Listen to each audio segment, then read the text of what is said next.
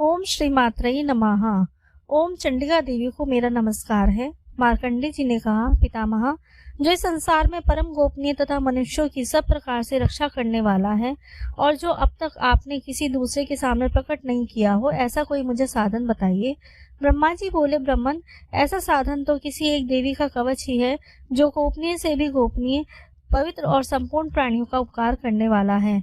महामुने, उसे श्रवण करो। देवी की 9 मूर्तियां हैं जिन्हें नवदुर्गा कहते हैं। उनके पृथक पृथक नाम बतलाए जाते हैं। प्रथम नाम शैलपुत्री है, दूसरी मूर्ति का नाम ब्रह्मचारिणी है, तीसरा स्वरूप चंद्रघंटा के नाम से प्रसिद्ध है, चौथी मूर्ति को कुष्मांडा कहते हैं, पांचवी दुर्गा का नाम स्कंद माता है, देवी के छठे रूप को कात्यायनी कहते हैं, सातवां कालरात्रि है और आठवां स्वरूप महागौरी के नाम से प्रसिद्ध है। नवी दुर्गा का नाम सिद्धिदात्री है। ये सब नाम सर्वज्ञ महात्मा वेद भगवान के द्वारा ही प्रतिपादित हुए हैं। जो मनुष्य अग्नि में जल रहा हो, रणभूमि में शत्रुओं से घिर गया हो, विषम संकट में फंस गया हो तथा इस प्रकार के भय से आतुर हो, जो भगवती दुर्गा की शरण में प्राप्त हुए हो, उनका कभी कोई अमंगल नहीं होता। युद्ध के समय संकट में पड़ने पर भी उनके ऊपर कोई विपत्ति नहीं दिखाई देती। उन्हें शोक, दुख और भय की प्राप्ति नहीं होती। जिन्होंने भक्ति पूर्वक देवी का स्मरण किया है, उनका निश्चय ही अभ्युदय होता है। देवीश्री, जो तुम्हारा चिंतन करते हैं, उनको तुम निसंदेह रक्षा करती हो। चामुंडा देवी प्रेत पर आरूढ़ होती हैं, वाराही भैंसे पर सवारी करती हैं, इंद्री का वाहन ऐरावत हाथी है, वैष्णवी देवी गरुड़ पर ही आसन जमाती हैं, माहेश्वरी वृषभ पर आरूढ़ होती हैं, कुमारी का वाहन मयूर है, भगवान विष्णु की प्रियतमा लक्ष्मी देवी कमल के आसन पर विराजमान है और हाथों में कमल धारण किए हुए हैं। वृषभ पर आरूढ़ ईश्वरी देवी ने श्वेत रूप धारण कर रखा है। ब्राह्मी देवी हंस पर बैठी हुई हैं और सब प्रकार के आभूषणों से विभूषित हैं। इस प्रकार की सभी माताएं सब प्रकार की योग शक्तियों से संपन्न हैं। इनके सिवा और भी बहुत सी देवियां हैं जो अनेक प्रकार के आभूषणों की शोभा से युक्त और नाना प्रकार के रनों से सुशोभित हैं। ये संपूर्ण देवियां क्रोध में भरी हुई हैं और भक्तों की रक्षा के लिए रथ पर बैठी हुई दिखाई देती हैं। ये शंख, चक्र, गदा, शक्ति, हल और मूसल, खेटक और तोमर, परशु तथा पाश, कुंत और त्रिशूल तथा उत्तम श्रांग, धनुष आदि अस्त्र शस्त्र अपने हाथों में लिए धारण करती हैं। दैत्यों के शरीर का नाश करना, भक्तों को अभय दान देना और देवताओं का कल्याण करना, यही उनके शस्त्र धारण का मुख्य उद्देश्य है। महान रौद्र रूप, अत्यंत घोर पराक्रम, महान बल और महान उत्साह देने वाली देवी, तुम महान भय का नाश करने वाली हो, तुम्हें नमस्कार है। तुम्हारी ओर देखना भी कठिन है। मनुष्यों का भय बढ़ाने वाली जगदम्बिके, मेरी रक्षा करो। पूर्व दिशा में इंद्री मेरी रक्षा करें, अग्निकोण में अग्नि शक्ति, दक्षिण दिशा में वाराही तथा नैऋत्य कोण में खड़ग धारणी मेरी रक्षा करें। पश्चिम दिशा में वारुणी और वायव्य कोण में मृग पर सवारी करने वाली देवी मेरी रक्षा करें। उत्तर दिशा में कौमारी और ईशान कोण में शूल धारणी देवी रक्षा करें।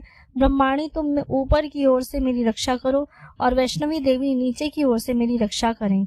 इसी प्रकार शव को अपना वाहन बनाने वाली चामुंडा देवी 10 दिशाओं में मेरी रक्षा करें। जया आगे से और विजया पीछे की ओर से मेरी रक्षा करें। वाम भाग में अजीता और दक्षिण भाग में अपराजिता रक्षा करें। उद्योतनी शिखा की रक्षा करें। उमा मेरे मस्तक पर विराजमान होकर रक्षा करें। ललाट में मालाधारी रक्षा करें और यशस्विनी देवी मेरी बहुओं की रक्षा करें। बहु के मध्य में त्रिनेत्रा और नथुनों की यम घंटा रक्षा करें। दोनों नेत्रों के मध्य भाग में शंखनी और कानों द्वारवासिनी रक्षा करें। कालिका देवी कपोलों की तथा भगवती शांकरी कानों के मूल भाग की रक्षा करें। नासिका में सुगंधा और ऊपर की ओठ में चर्चिका देवी सुरक्षा करें। नीचे के ओठ में अमृतकला तथा जीवा में सरस्वती देवी रक्षा करें। कौमारी दांतों की तथा चंडिका कंठ प्रदेश की रक्षा करें। चित्रघंटा गले की घाटी की और महामाया तालू में रहकर रक्षा करें। कामाक्षी ठोड़ी की और सर्वमंगला मेरी वाणी की रक्षा करें। भद्रकाली ग्रीवा में और धनुर्धारी पृष्ठवंश में रहकर रक्षा करें। कंठ के बाहरी भाग में नीलग्रीवा और कंठ की नली में नलकूबरी रक्षा करें। दोनों कंधों में खड़गनी और मेरी दोनों भुजाओं की वज्रधारणी रक्षा करें। दोनों हाथों में दंडनी और अंगुलियों में अंबिका रक्षा करें। शूलेश्वरी नखों की रक्षा करें। कुलेश्वरी पेट में रहकर रक्षा करें। महादेवी दोनों स्तनों की और शोक विनाशिनी देवी मन की रक्षा करें। ललिता देवी हृदय में और शूलधारिणी उदर में रहकर रक्षा करें। नाभि में कामिनी और गुहे भाग की गुहेश्वरी रक्षा करें। पूतना और कामिका लिंग की और महिषवाहिनी गुदा की रक्षा करें। भगवती कटी भाग में और विंध्यवासिनी घुटनों की रक्षा करें। संपूर्ण कामनाओं को देने वाली महाबला देवी दोनों पिंडलियों की रक्षा करें। नारसिंगी दोनों घुंटियों की और तेजसी देवी दोनों चरणों के पृष्ठ भाग की रक्षा करें। श्री देवी पैरों की उंगलियों में और तलवासिनी पैरों के तलुओं में रहकर रक्षा करें। अपनी दाढ़ों के कारण भयंकर दिखाई देने वाली दष्टा कराली देवी नखों की और उधर्वकेशनी देवी केशों की रक्षा करें। रोम वालियों के छिद्रों में कौबेरी और त्वचा की वागीश्वरी देवी रक्षा करें। पार्वती देवी रक्त, मज्जा, वसा, मांस, हड्डी और मेद की रक्षा करें। आंतों की काल रात्रि और पित्त की मुक्तेश्वरी रक्षा करें।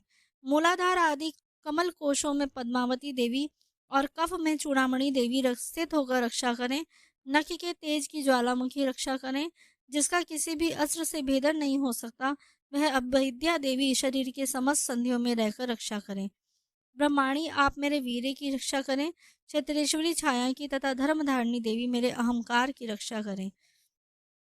हाथ में वज्र धारण करने वाली वज्रहस्ता देवी मेरे प्राण, अपान, व्यान, उदान तथा समान वायु की रक्षा करें। कल्याण से सुशोभित होने वाली भगवती कल्याण शोभना मेरी प्राण की रक्षा करें।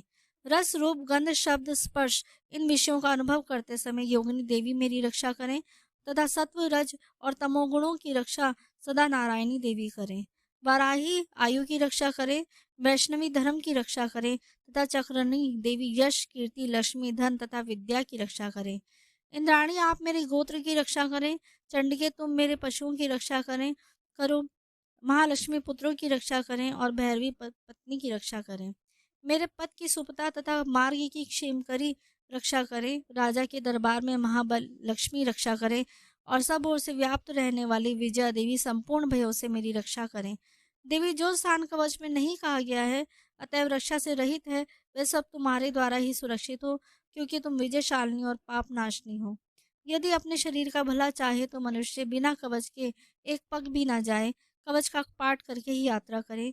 कवच के द्वारा सब ओर से सुरक्षित मनुष्य जहाँ जहाँ जाता है वहाँ वहाँ उसे धन लाभ होता है तथा संपूर्ण कामनाओं की सिद्धि करने वाली विजय की प्राप्ति होती है। वह जिस जिस अभिष्ट वस्तु का चिंतन करता है उस पर उसको निश्चय ही विजय प्राप्त होती है। वह पुरुष इस पृथ्वी पर तुलना रहित महान ऐश्वर्य का भागी होता है। कवच से संपूर्ण मनुष्य निर्भय हो जाता है। युद्ध में उसकी पराजय नहीं होती। वह तीनों लोकों में पूजनीय होता है।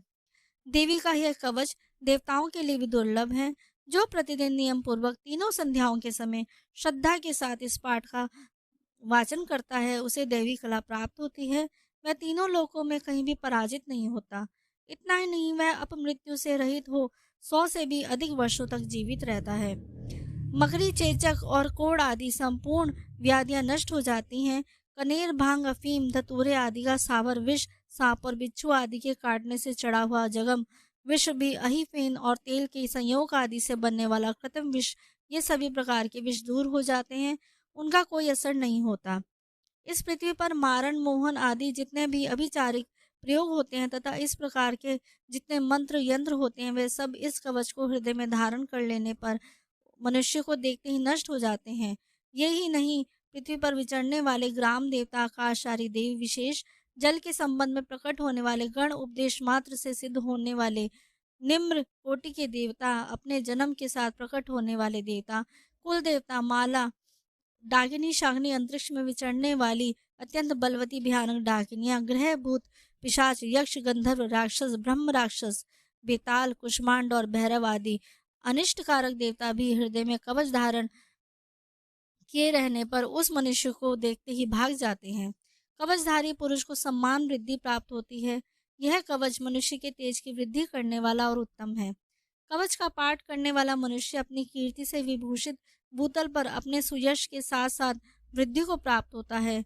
जो पहले कवच का पाठ करके उसके बाद सप्तशती का पाठ करता है, उसकी जब तक वन, मृत, पर्वत, काननों सहित यह पृथ्वी टिकी रहती है तब तक यहाँ पुत्र, पौत्र आदि संतान परंपरा बनी रहती है।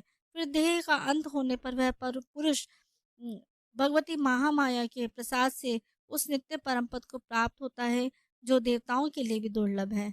वह सुंदर दिव्य रूप धारण करता है और कल्याणमय शिव के साथ आनंद का भागी होता है।